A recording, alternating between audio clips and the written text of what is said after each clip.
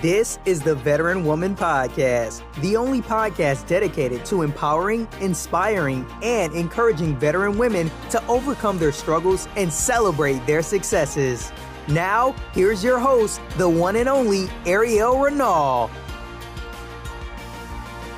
Hello and welcome to another episode of the Veteran Woman Podcast. Today I have BriGette McCoy, founder and CEO of Women Veterans Social Justice Network. She has a ton of accolades and I know I won't be able to cover them all, but let me tell you some of the things that she has accomplished and a little bit about her. She's also WNBA Atlanta Dream 2014 Inspirational Woman Award winner, Dekalb County Veterans Affairs Commission's 2014 Veterans Hero Award, and she served in the U.S. Army as a top secret data telecommunications specialist during the first Gulf War.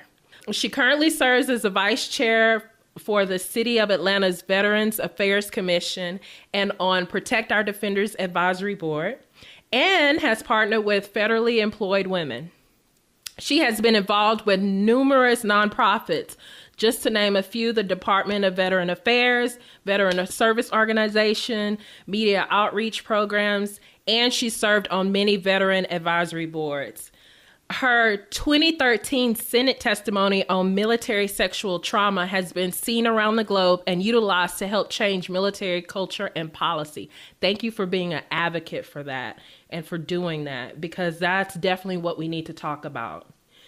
Her innovative social and entrepreneurial work using technology for civic engagement earned her the opportunity to become a veteran advisor and consultant to the Emmy Award-winning producers of Service, When Women Come Marching Home. She has been interviewed extensively by CNN, HLN, Good Morning America, Al Jazeera America, NPR News, Huffington Post, and many other print and online media, radio, TV shows. And the list goes on. So I'm so excited to be talking to BriGette. Finally, we connected on Facebook a while back, and now I get to pick her brain. So what else do you want everybody to know about you? I actually completed a song for a CD, a fundraiser for another organization, Warrior Songs, last year. The song is You Are Not Alone, and it came from an experience. Basically, I was at a retreat, and the retreat we were singing, and some of the words from the song that they were singing resonated with me, and I decided to create another song based off of that. And so that went live in November of 2016, and it can be heard on iTunes. It's actually on iTunes, and we'll be going back to the studio to produce some more music later. So I'm also a singer and performer, photographer, and art. So I like that for me because it gives me an opportunity with all the other challenges with PTSD from military sexual trauma. The creative side allows me the opportunity to express my emotions and have an opportunity to, maybe express things that I wouldn't be able to say or explain to someone. They can listen to the music and get the emotion from what is being sung. So I'm very excited about having that type of expression. I'm working with some lovely women veteran who have a nonprofit. They are doing art and acting and modeling as another way for healing for veterans who experience trauma in the military. So there's just like all of these different venues out here. There's a writing organization. There's a military experience in the arts. There's Dark 30. They're doing journals to help veterans write their expressive, thoughts down and actually have them put into a journal that's recognized academically. And so a lot of the organizations that I work with are professionalized. They're doing things for the veteran to get better, but they're also showing you a way you can take that same gift and use it to be professionalized. And so that's one of the things I like about the organizations I've partnered with. So yeah, there's a lot. There's a multifaceted. Yes, I'll go to the Hill and talk and present, but then I'll come and get a band together and we'll sing a song, and then we'll go over, we'll go hiking. I went to Alaska in 2015, Arctic Circle, and rafted down one of the rivers through the bay into the Bering Sea. So it was a very interesting events because I had never been camping. Most people don't believe that I was in the military and I never camped, but I was in one of those MOSs that, the computers had to stay cold. So I didn't have to go. So what was your MOS? I know you gave like the long version, but for us that are in the military or veterans, what was the... So it was like working with data tapes and printers and optical scanning units, similar to what you use at the grocery store. Beep, beep, beep, So was it 25 series or was it 74? Well, for me, it was 72. They changed it to 74 after I left. Oh, wow. And now it's 25. Yeah. Oh, wow. See. Okay. Yeah. Okay. Yeah. So, and it was a great job. I enjoyed it. Proficient. I trained leaders in what we were doing. I gave site visit.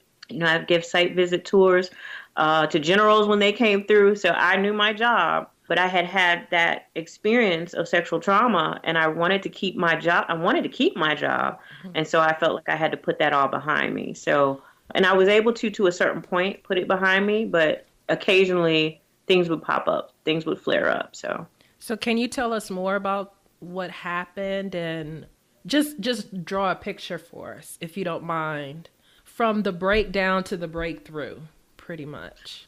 Oh my gosh, there were a lot of years between the breakdown and the breakthrough. I was processed in like this, I don't even know what it was be called.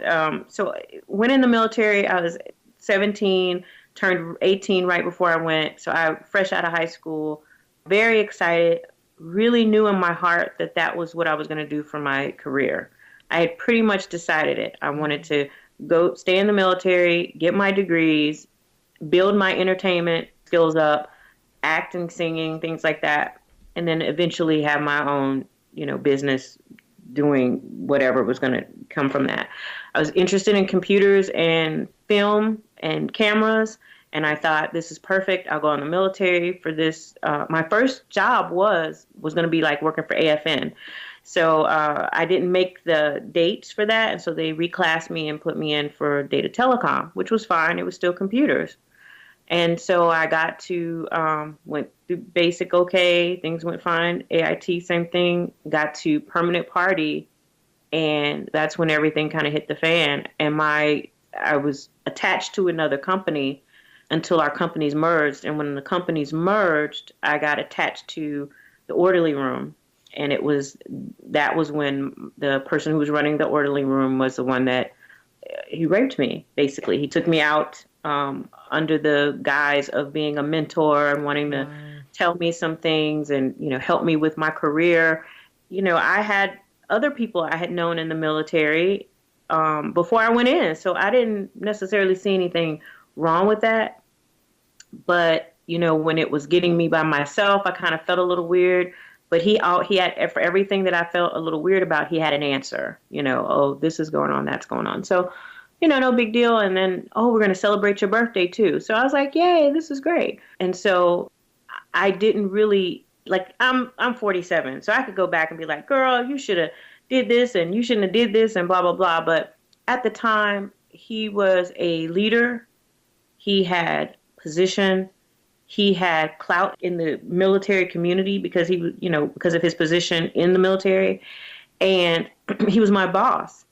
What was his rank? Was he an officer, NCO? Yeah, he was an NCO. He was, I think, E5 or E6, E4. So, of course, you don't say, what are you talking about? Where are you taking me? Where are we going? It's just, I know in people's minds, it's like, why didn't you do these 12 things? It's like, because that's, you are trained, that is trained out of you in basic. Exactly. You don't ask a bunch of questions. You just execute. So I'm following him and he leads me into this, and I mean, it's a beautiful place. I remember this place being just beautiful and ornate. And I'm like, wow, this is such a beautiful place. No clue he's leading me, like a cow to slaughter.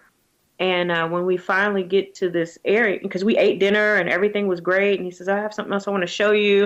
And I was like, oh, this is even better. What else is going to happen? Great, it's going to happen. And goodness, when he got me in the room alone is when he basically attacked me. And people say, well, he didn't beat you up or anything, but anytime someone puts their hands on you, and you do not want that, that's an attack. And you say no, that's an attack. I don't care if it's gentle, if it's just, well, come on, that it's still an attack. So at some point I did fall and I hit my head and I blacked out. And so there's parts of it that I don't remember. I remember like coming to and him helping to put my clothes back on and him asking me, was I okay? And I was so scared that if I said anything other than yes, didn't have composure, like what else would he do? I'm like off base. I'm in a new country. I don't even know where I am. So I was just so petrified that he was going to kill me and throw me out in the woods. I mean, that was like literally my thought. Like, this man is, going to kill me and throw me out in the woods, and no one will know what happened to me. And so I was very calm. I tried to pull myself together, and I was just like, I'm fine. And he went and got the car and he drove me back to base. And I was just so relieved that he physically brought me back. But then the dread started, of like what actually took place, and just feeling completely dirty and horrible. At that time, I blamed myself. I should have done something. I could have done something. I shouldn't have went with him. I should have said this. I should have said, take me home. I should have, blah, blah, blah, blah.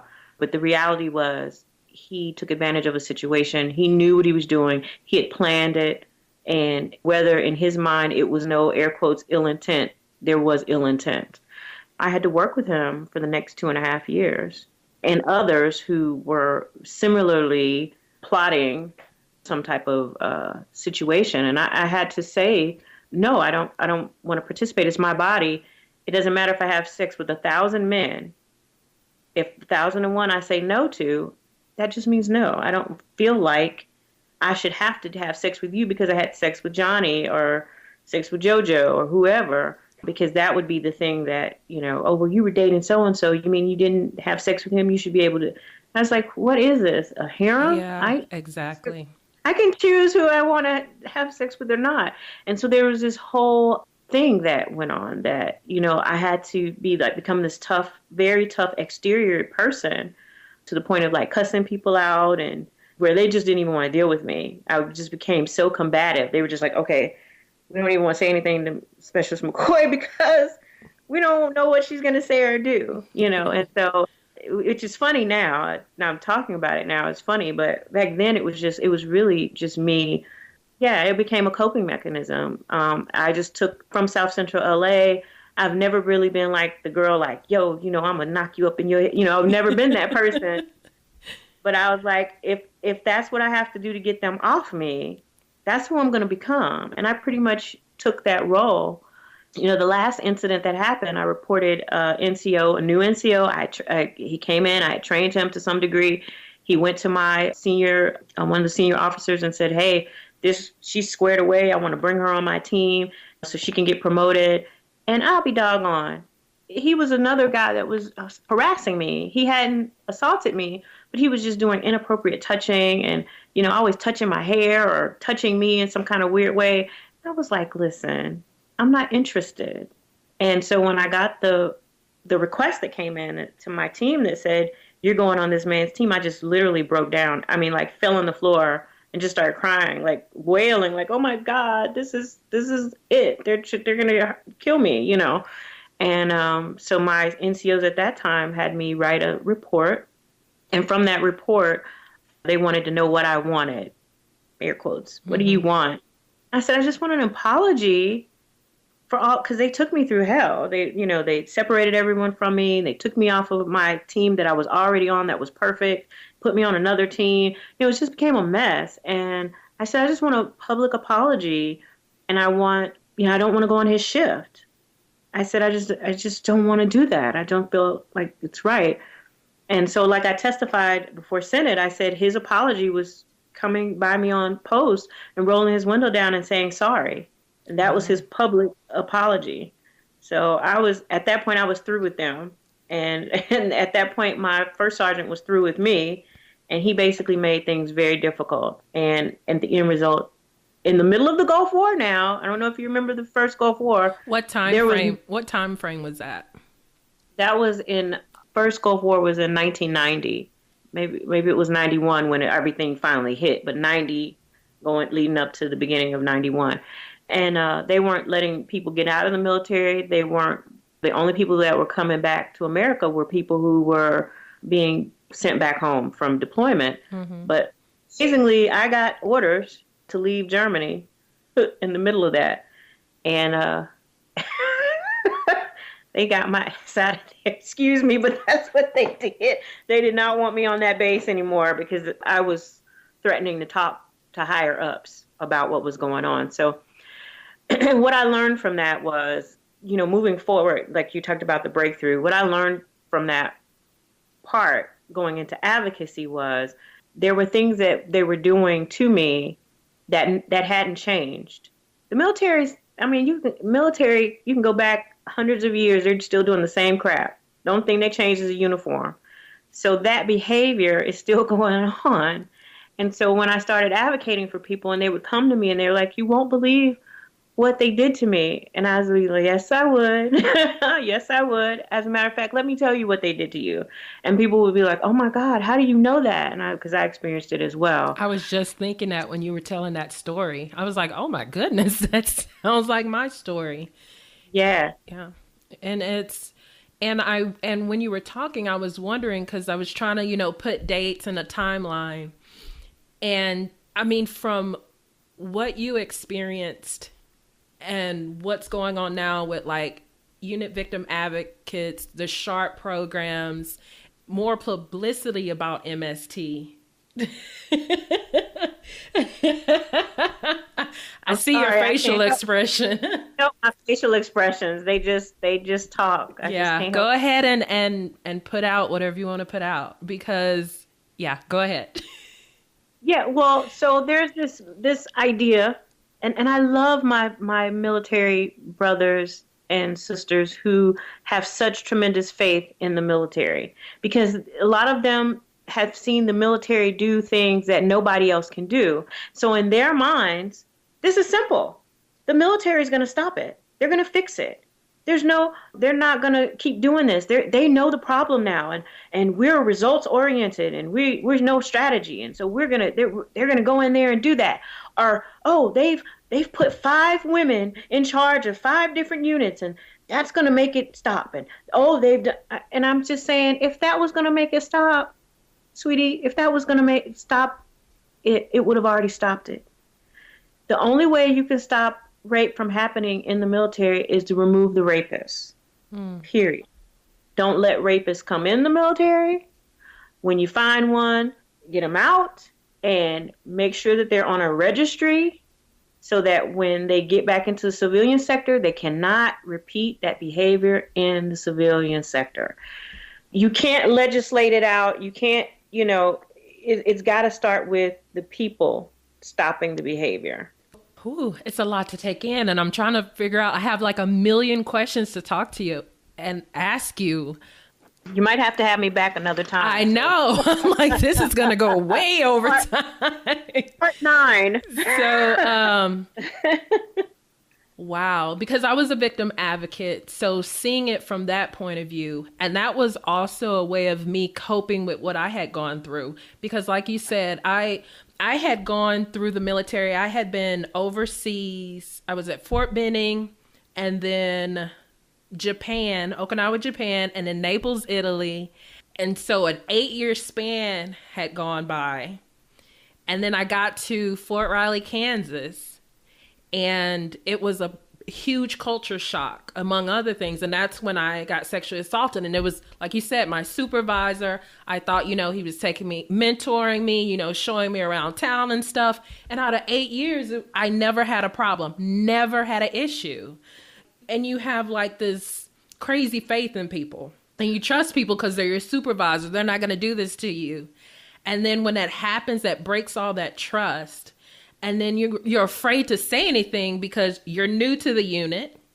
Yes. And they rank more than you, and everybody thinks they're just, and then you the perfect thing. Yes. You just got here. Yes. You just got here. They've never had a problem before. Maybe they have had a problem before, you just didn't know about it. Yes, exactly. So how do we fix that?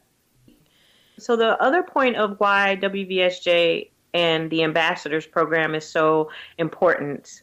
And I didn't get to talk about that yet, but I think through education, through awareness to potential victims, not just men, not just women, men as well. Because I meet men all the time who, through like the oddest circumstances, they don't even know who I am, but something comes up and they'll just have that look, and then maybe they'll get emotional, and I'm like, I'm a survivor too. And then they're like, really? You know, it's just, I don't know why it happens that way, but it just does. And it's your spirit. It's something about your spirit that draws them to you. Because I would have that same thing. And and people would walk up to me like, and just tell all of their stuff. And I'm like, okay, got it. So, I mean, that's a blessing. That's a gift. That's a God-given gift. Thank you. Because sometimes it's a little odd because I'm like, yes, hello, how are you? I don't know your name yet. Can you tell me your name? Because they're telling, oh, this happened. I'm like, but I need to know your name. Because they're probably just like, oh my gosh, I just want to get it out. I just want to tell somebody. And, oh, finally somebody who I can tell that I feel won't judge me. Right. And there's a lot of folks who are well-meaning and they judge. Yeah. And unfortunately, you know, it just is what it is. They just judge. One of the things that I do within what I do with WVSJ is it's about educating the consumer market, the general public, about, you know, better how to better offer services and resources to our veterans, how to be aware and of the nuance to just saying, oh, well, these women over here probably got MST. Don't say that, because there may be some men that have experienced it, and now you've separated them and they will never feel comfortable saying anything. You know, just really just trying to help people understand that this situation is multifaceted. It shouldn't be. It should have been corrected in the 1980s, in the 50s, in the 40s, you know what I'm saying? Mm-hmm. I got to meet the woman who testified before Senate in 1990 when I got out, and she testified about tailhook. And so I'm like, I'm still, this is like 20 something years later, I'm testifying about something that happened to me. This shouldn't be happening. No one should have to experience that. And so the organization Protect Our Defenders reached out to me in probably 2012 about possibly speaking before Senate. And at the time I was, you know, I had done some things interviewed and been on a documentary and had lots of media just related to just general things. People had come to realize that they could get me on camera and I would speak well and present the topics well, and probably, you know, a little bit of eye candy too. So all of that together. Just take over the conversation, but okay. And so they just were like, oh, you know, you're good on camera. You're good at talking. How do you feel about that? And it became like my medicine to go on TV and talk and explain to people the nuance, because they were expecting a certain type of person to be homeless, a certain type of person to have been assaulted, a certain type of person to have PTSD. And as a woman of color, I felt like we weren't being appropriately represented in the media. And so, you know, I took the opportunities that were given instead of passing them up, because I had extreme agoraphobia. I didn't even like to leave my house at one point in my life. And so to go from that to like going on TV and talking, it was like, oh my God, you know, I don't want to do it, but I need to do it. I don't want to do it, but I need to do it. And then at some point I just like, now, okay, I'll do it. and so, but Protect Our Defenders was very instrumental in getting me to participate at that level. They recognized that I had a nonprofit and that I was working on building it. And they never said, well, you have to give that up to be a part of what we're doing, or you can't work with other organizations to be a part of what we're doing. They give me complete autonomy and allow me to flourish in the bigger picture of things. And so I still work with them. I sit on their advisory board of survivors.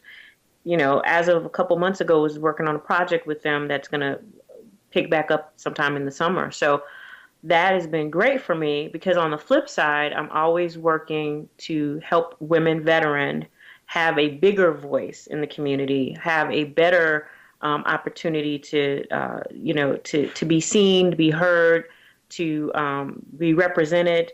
I always joke that it's our hero level is no different than our brothers. That we should be respected at the same hero level as our. Yes, yes. And so people are like, "What? I've never heard that before."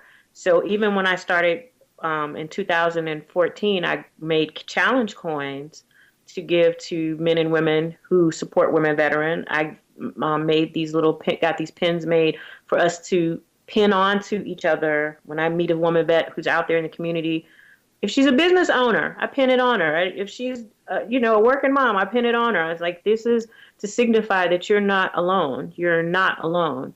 And that's what I've been doing, trying to get women to run for office, sit in the BNC suite, start their own businesses. Some of it is happening in a greater sense, like move up to the next level. And some people who were like me, who couldn't leave their homes, are now advocates themselves. So I think that's been the whole point of everything that I wanted to do. I really wanted to be a fire starter, and that get people to feel like they're not alone. There's resources that they can utilize to get where they're trying to go, whatever that is. And that even if that changes, there's still support. Because I notice, like, sometimes as an advocate, I even feel it like, oh, well, you were doing this one thing, so why are you doing this other thing? It's like, well, because nobody stays the same forever. Yeah, exactly. That baffles me. I'm like, why do you think I have to do one thing for the next 60, 80, whatever years? Yeah, no, that's not, no. Oh, and you develop and you move in and out of things. And so I think I'll present my life so that people could see that. Like when I went to Alaska, I didn't tell anybody I was going to Alaska because I know they would scare me out of doing it. So I went and I camped out 7 days. I didn't even know how to put a tent up. Oh, wow. I was so embarrassed. I was like, what are these poles for? And they were like, they thought I was joking at first. And I was just like, I don't know what to do with this stuff. So they had to help me put my tent up the first day or two. And they were great. It was a great mix of people. We were going there because Shell was talking about drilling in that area. Excuse me. And we were really there going as a protest. I pretty much had decided that if I died in Alaska, in that part of Alaska, they could just bury me. I'd be fine. I had just resolved that I was not going to be afraid.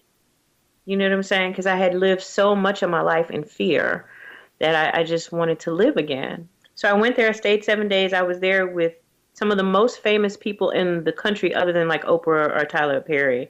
But I mean, they're like really famous, super famous people. And I didn't even know I knew who they were, but I didn't know. You know what I'm saying? Like, I knew who they were, but I was just kind of like, oh,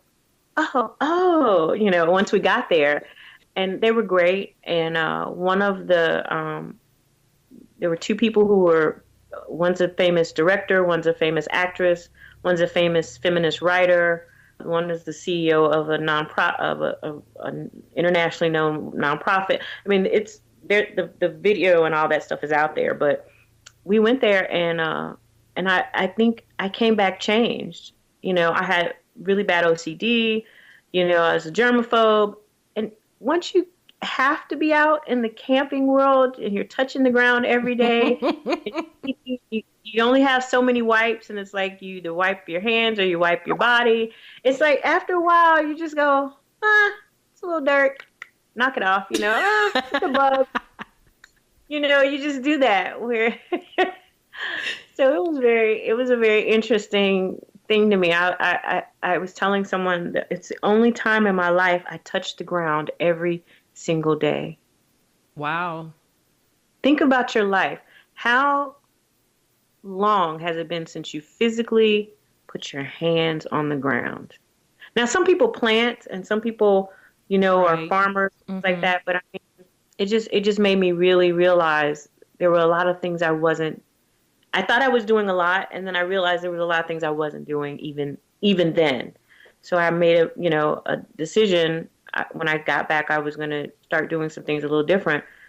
And some other people were there and didn't make it back. I mean, not with our team, but some other people went into that area and didn't make it back.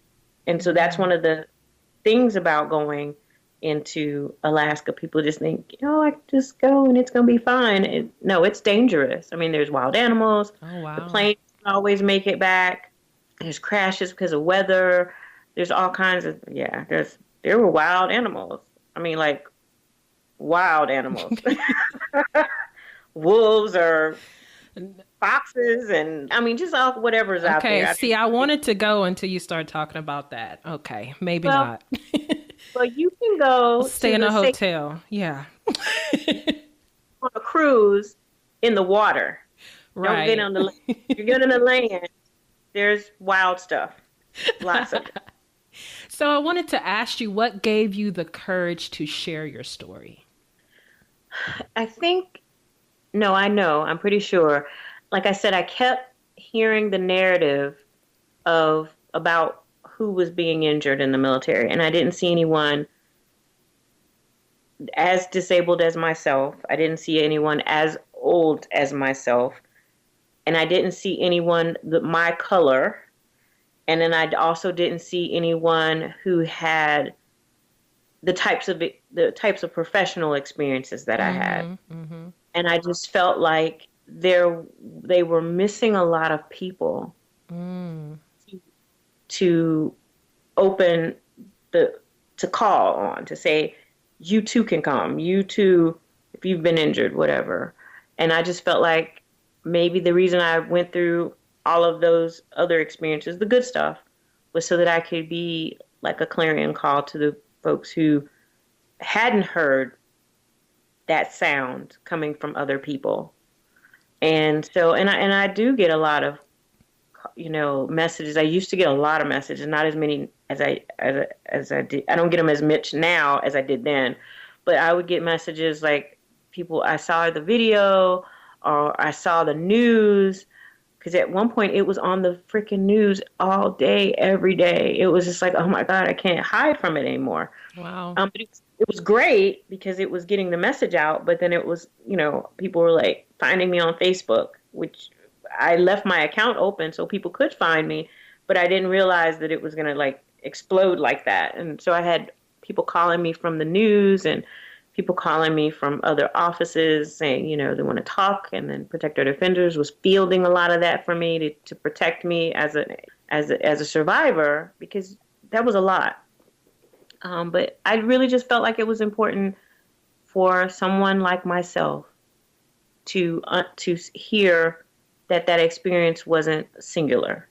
Right. I really just felt that. And so I went and I was scared and I almost didn't do it. Some stuff happened the day before and I was really perplexed about going. And, was I giving up my sister and brother veterans on one end to go over here with this other organization that was run by a veteran? And it was just all these different things, and it was like, is this the right thing? How's my family going to feel? Because they don't even know this has happened.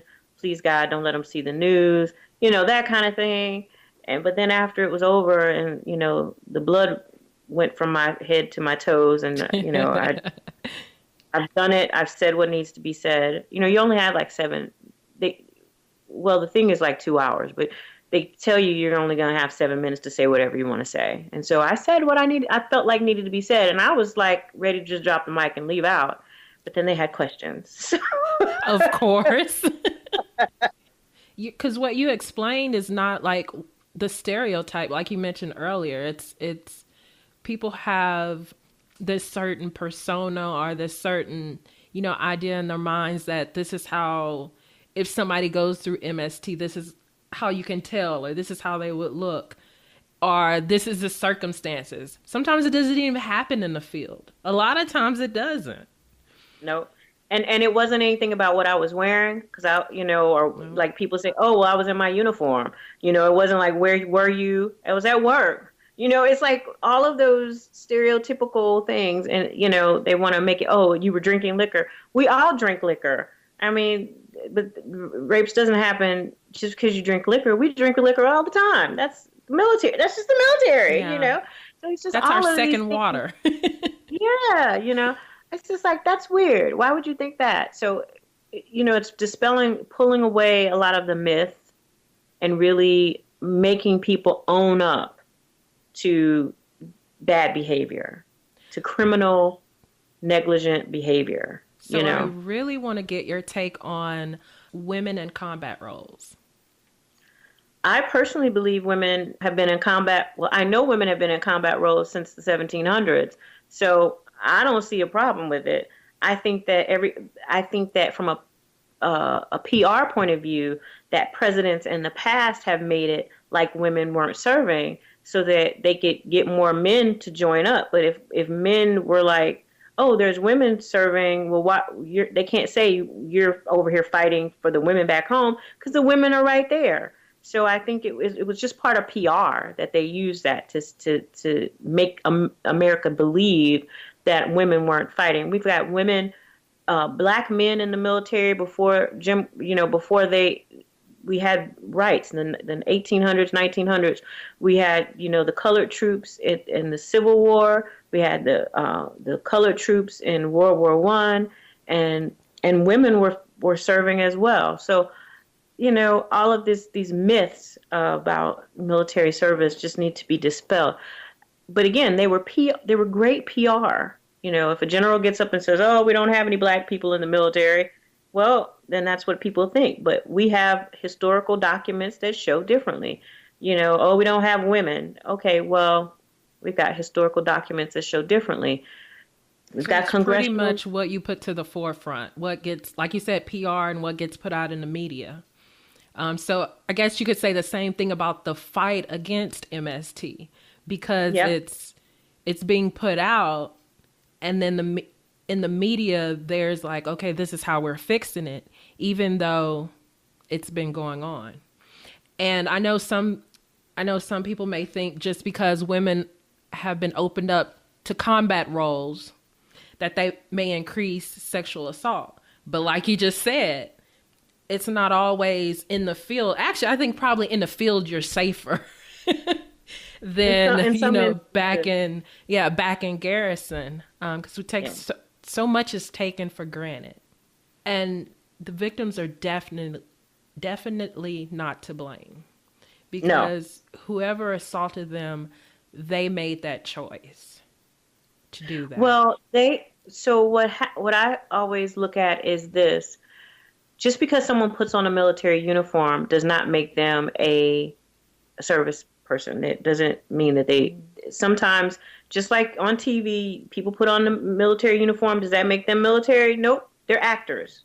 And so if someone comes in and goes completely against the code of ethics of what the military stands for, or how we're supposed to treat each other and what we're supposed to do for one another, all these things about I got your six and leave nobody behind and all that. If they can't muster that, just like if you can't muster being in the military, they put you out. There's no discussion about it. So I don't understand why that one thing is like, oh, well, we can't put them out. We have to figure out what to do with them. No, just like everything else in the military is regimented, that should be regimented as well. And so they should not be able to wear the military uniform. And we shouldn't give them such a high position and say, oh, they're military. Oh, they're military. If they're a rapist, they just are an actor in that military uniform. They're not military personnel. Right. Because military personnel would not do that. And from your standpoint, how do you define sexual assault? So military sexual trauma can be, everything from, sexual touching, inappropriate sexual touching, and everything in between, up to including rape. So harassment, assault, sexual assault with a weapon, with anything, any of that is anything that's sexualized. To me, that falls under sexual assault, military sexual trauma. And some people have been inappropriately touched, and it didn't bother them in the way that maybe someone else was inappropriately touched, and it shattered their whole world. And so you have to take it with each individual person and say, what that experience and what the repercussions were and what the lasting effects were, and then be able to say, okay, this is what this individual experienced. I've met some people who somebody did something to them and they are devastated forever. And I met someone who went through something which I would say, oh, that's more severe. And they're like, I'm stronger and I'm whatever because of it. And I'm like, wow. But that's each individual. You can't like weigh it and say, well, because she made it and she's stronger because of it, you all should be stronger because of it. I think you can, like you said, find coping mechanisms that help you to get through the day to day. I really feel like anytime someone against your will puts their hands on you or anything, and it's in a sexual manner, or the implications of it is sexual, I think that's assault. I think, I just think that it is. I had an officer touch my hair and tell me I was pretty. You're so pretty. Your hair is so pretty. What? Okay, so for people who can't see us, we're making those faces right now. That's why we got silent. We're making faces like say what? Really, like. He put his hands in my hair, and we were in the middle of a meeting with other people standing there, and I had to turn and look like, did let me guess, no one said anything. That's another thing is about the bystanders. No one said anything. Another time he walked behind me, like you're in the door jam, and I was talking to another soldier, and my NCO, and she was standing there, and she was facing this way, and I'm facing that way.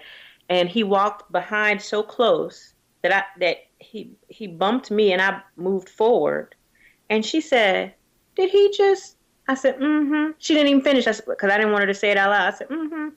She said, when did this start happening? I said, when did it ever stop? Mm. And then they proceeded. She ended up getting put out of the military, I think.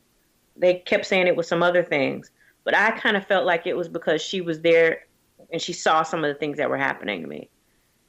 So, wow. But that's my own assessment. I could be absolutely positively wrong, but I think it was really super weird.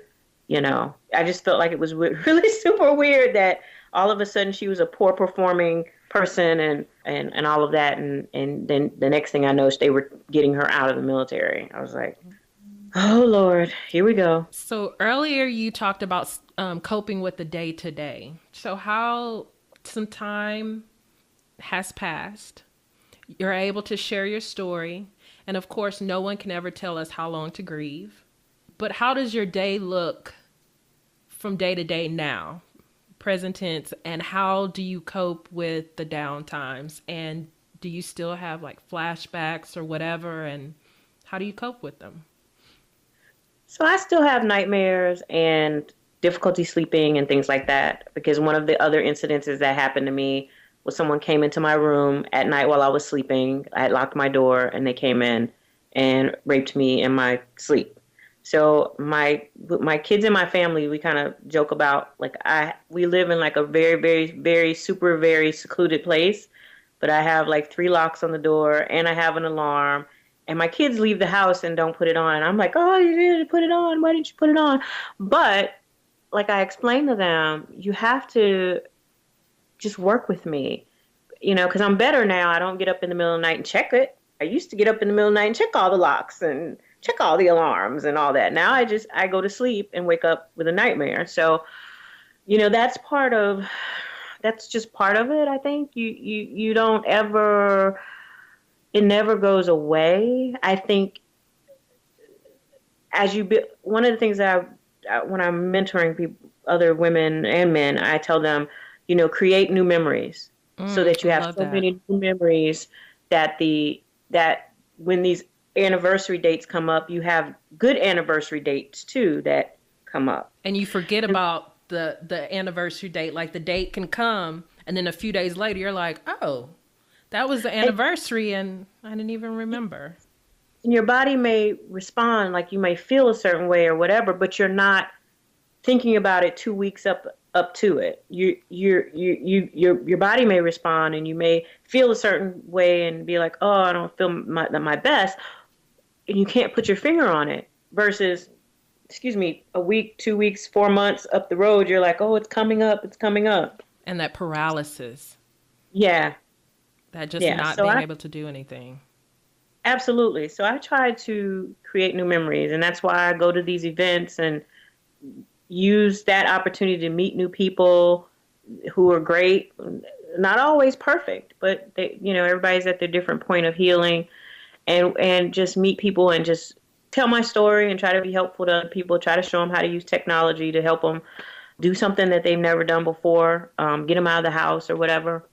And then, and I'm trying to think of how to answer, like the day-to-day. So the day-to-day for me, like Monday, I didn't leave the house. I was supposed to go to an event. I had all intentions of going, but Sunday night I started feeling horrible. And it wasn't that I didn't want to go, but it was that I was like, if I can't get anyone to physically drive me or drive with me that I can trust to drive, then I can't go. I just don't feel good enough to do that.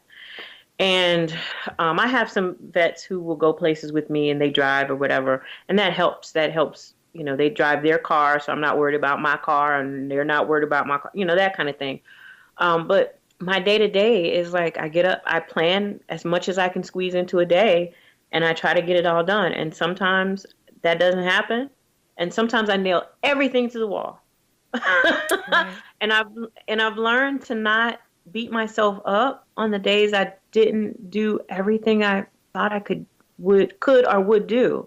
And I've also learned not to beat myself up when I just tell people no. Yes, definitely. That's something you have to learn to do, is say no. Yeah.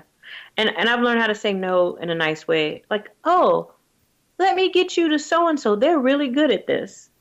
That's my way of Well, thank you for not saying no to me. Let me get you someone who's really good at that, and which is great. You're welcome. But which is great because that gives other people an opportunity. I have a cadre of women and men who I call on. I'm like, are you available? I really need you to go and talk to these people, or I really need someone who presents well to go and do this interview. I really need someone to go and put up a table or whatever it is. It could be something minor, but most times it's like go and stand up in front of people and talk. And so I always ask people when I first meet them, I'm like, oh, it's great. And great. You want to be involved. And I'm like, wait, now how do you feel about standing up in front of people and talking publicly? And I was about to ask you that. So you do a lot of public speaking. Does that bother you? Because you talked about agoraphobia. Okay, go ahead. It depends. Go ahead. It does. It depends. So if I'm in a place where I'm at the front of the room and I'm like, before the event starts, I walk around the tables and speak to people, I'm fine. And then if I get on the stage, I'm fine. But if I'm in a room full of people and I'm just in that big old room and it's a bunch of people and they're all walking around and all this, I break out into a cold sweat. It never fails. So it's weird because people are like, oh, you get up and talk, because it's just me and I've got that space and it's just me and I could pretend like you guys aren't even out there. I'm just talking about whatever I want to talk about, But when I'm in that space with people, running around and I'm talking to 50 people, I can talk to 50 individual people. I can talk to 5,000 people. I'm fine. But being in the crowd is the problem for me. Yeah. And that's crazy because I did a speaking event the beginning of February and I was cool. Everybody's like, are you okay? You sure you're okay? You take your meds, all this. I'm like, I can get up and speak any day. It's like nothing. But tell me I got to go buy some milk. I freak out. It's just any other thing. It's so hard to get me out of the house. But right. You can say, Ariel, I need you to speak in front of people. Okay, got it. Right. I don't even know how to explain that. I don't either. I have no clue. Because people are like, oh, are you going to be okay? Oh, I'm like, yeah, I'm going to be all right. And then public speaking is like one of the number one fears.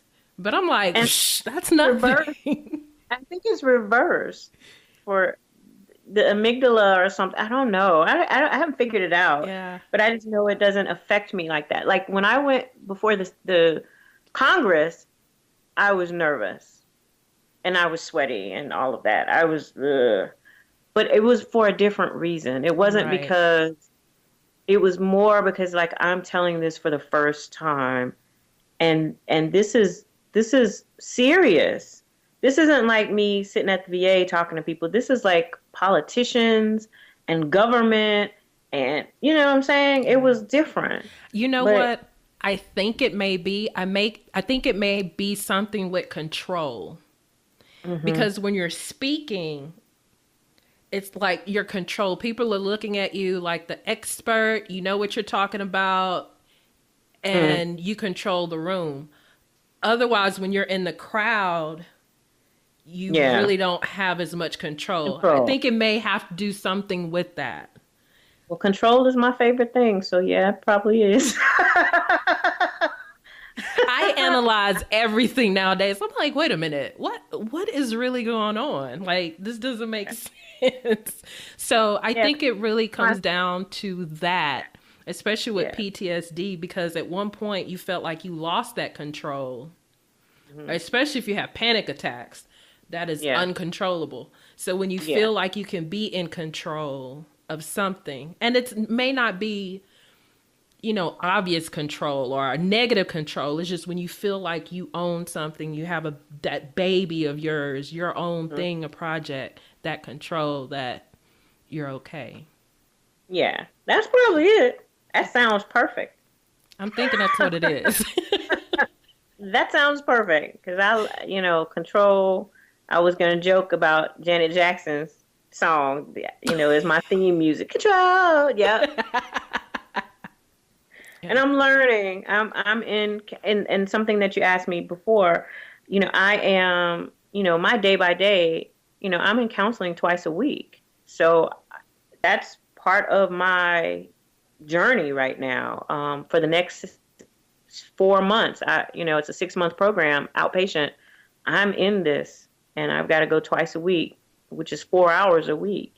So that's what my week looks like. And some of it is very exhausting. Like I come back, I am wore out. Yes. Like I ran a marathon and a triathlon, and then I drove the stock car and flew over the mountain. I mean, I feel like it sucked everything out of me. And then, you know, other times I come home, I'm like, whoo, I'm invigorated, you know, from it. But I have 2 daughters, and one's in high school and one's an adult, and they're here with me. You know, I've had some medical setbacks, physical things, because I also have physical, you know, people always assume because you have PTSD, you're service connected for PTSD 100%. No, I have physical challenges. I have neurological and spine injuries, and still fighting for the head injury part. And so there's there's a multiplicity of things. It's not just one thing.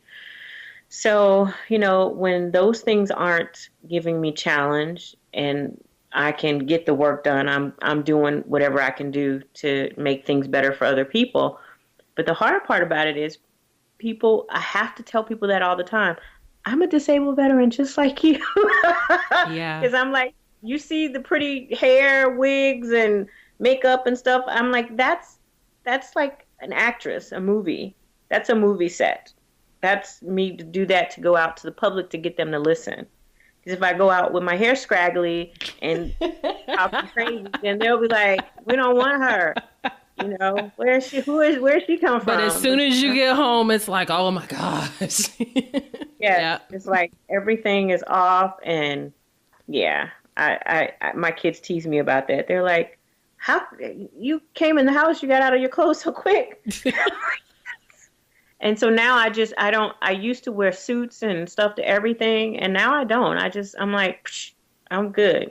If you can't accept, if me being a subject matter expert and me doing the work that I've done doesn't count, give me 10 points when I don't wear a suit, then okay. Right. Because you can have somebody in the suit and everything and they not know what they're talking about. No clue. Yeah. Well, we have been on this phone for like over an hour. 2 hours. And an hour and 47 minutes. And I could keep talking to you. I so appreciate this interview. Definitely, we're going to have to do a lot more collaborating and everything. Where are you located? I'm in Atlanta. WVSJ Network is physically located in Atlanta. However, we have a national about to say student body. We have a national ambassadors program. We have veterans who are all over. We have non-veteran who are all over, who are actually working with us in the leadership. It's more of a launching. I don't know that it's a development. I feel like a lot of our veterans have already been developed. They just need a little bit of polish and launched. And so we give opportunities, like I said, speaking engagements come up, different things come up. And based on how ready someone is, I say, okay, you go and do that for me. You go do that interview. Or I tell people how to go and get the opportunity to get the interviews so that they can go ahead and present. And all I ask them to do is talk about WVSJ, talk about what it's meant to them, and make sure that they speak positively about women veteran. And, hopefully they come back with some great donations and some people who want to collaborate with us and work with us and change policy and be supportive of what, we're doing to try to make the community at large better. Because it's not women vets, it's their children, it's their husbands, it's their mothers and fathers, it's their, you know what I'm saying? It's much more than that. It's much more than just about women veteran. Right. It's women veteran and the people who love them. Yes. So and I've been in Atlanta like 3 times the last couple of months, and I'm like, so I will be in Atlanta in April. Perfect. So we've got to meet up. But how can people get in touch with you? So www.wvsjnetwork.org, or you can go to Facebook at facebook.com, the number 4 WVSJ. We're also on Twitter at WVSJ Stand Up. So we're all over. And if you just Google BriGette McCoy, pretty much, all the data and all the connections will come up. We're on Pinterest. We're on Twitter and Flickr and, all kinds of different media. So we definitely would love to have anyone who's interested in volunteering with us from all around the country. We're mostly electronic. Anyone from around the world pretty much can work with us and participate with us. And if they're local here to Atlanta, love to have them come out. We're having actually a retreat the end of April, from the April 30th to May 2nd or 3rd, I think it is. And then in May, we're also having a networking mixer. So we're moving along. We've had a journal that's been produced through a combat journal. We had an all-women's 2-part edition that we helped to facilitate.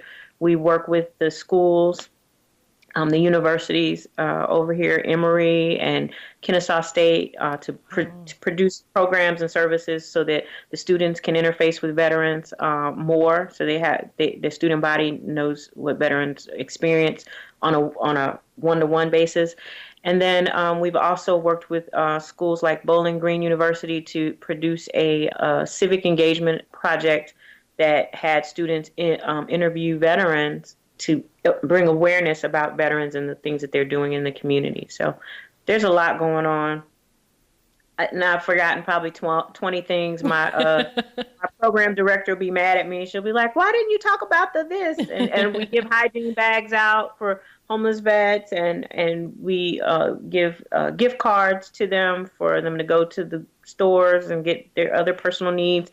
So, we do a lot of different things, and it just depends on the timing. Something will happen, and I'll have money to do something, and somebody will come and ask me, and I'm like, oh yeah, we could do that. We've even sent a professional to how they have the big conferences, professional writers conference, to be on a panel, to be the subject matter expert. And so we gave her a small stipend to help her with some of those costs, so she could. Wow. She woman sitting on that panel speaking about military women writers. And it was beautiful to have her write. Yeah. So we're all about empowerment. So identify, connect, and empower. The first 3 years, we spent a lot of time identifying women vets and helping them know who they were so they could identify themselves and others. Definitely. And then the next 3 years, we worked with identify and then the connecting part, which was bringing more women veterans to each other so that they would know where women were, how to get started, and teaching them how to start their own networks. And then this last part, we've been empowering all along, but I think the focus now is more on the empowerment because there's a lot of women who've gotten their own programs and gotten things started, and now we want to show them how to take things to the next place, the next level or the next, benchmark or whatever. And so, getting women to the CMB suite, getting them voted in the office, getting them, all of these things are right on our high priority list. Helping women start their own businesses, telling them how to get, through some of the muck and mire to move the process along faster. Some of what we do is really just helping people remove the barriers. I don't know if I could write a book. Well, let me get you with some people to show you how to do it. Here's an outline. This is what you need to do, blah, blah, blah. Talk to these people. Just boom, boom, boom. Let's remove all the barriers and get you moving. And I wish someone would have been able to do that for me some 20 years ago. Exactly. So that's what we're doing. Love to have you come and work with us and create some other programming. I know you're already doing so much in the community. Yes, but we need to connect because we're along the same path and where we're different. Yeah, trust me, my mind is going a million miles an hour right now. I'm like, oh my gosh. You're like, and I've been to Atlanta like a dozen times. Yeah. So we definitely have to meet up. But again, I thank you so, so much for saying yes to me because I know you could have said no or sent someone else. Yes. So thank you for saying yes. This has been a wonderful interview.